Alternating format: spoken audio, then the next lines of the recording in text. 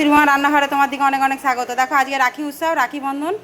দেখো ওরা 3 ভাইকে একসঙ্গে রাখি পরাবে। এই যে বোন বোন বসে পড়েছে। এই দেখো এখানে রাখি, ফুলের রাখি। রাখিগুলো কত সুন্দর দেখো। এই যে মিষ্টি চকলেট ভাইয়ের দিকে সব সাজিয়ে দিয়েছে 3 জনকে। এই দেখো এই যে রাখি পরাচ্ছে। এদিকে তাকাও মনি।